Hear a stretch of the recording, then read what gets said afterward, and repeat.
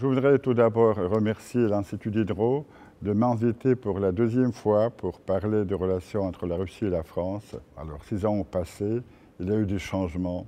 La France a un nouveau président, un homme ambitieux qui a ses propres idées pour donner un nouveau essor à nos relations bilatérales. Il y a quand même des réalisations importantes qui ont été acquises depuis mon dernier passage à l'Institut Diderot. Néanmoins, ces relations sont inscrites dans un contexte international très difficile. Il y a une grande tension entre l'Occident et la Russie, ce qui me consterne un peu. Je crois qu'il y a vraiment des efforts à faire pour faire mieux connaître la Russie en France et en Europe et la France en Russie. Alors c'est l'objectif du livre que j'ai fait éditer l'année dernière chez Fayard, un ambassadeur russe à Paris, où je parle des 50 dernières années de relations bilatérales. L'accueil qui a été réservé à ce livre m'a donné l'idée de poursuivre ce travail et maintenant de regarder vers l'avenir, voir autour de quelles valeurs, autour de quels principes, sur quelle base nous pouvons construire nos relations bilatérales. Je suis actuellement le secrétaire général exécutif du Dialogue de Trianon. C'est un forum des sociétés civiles franco-russes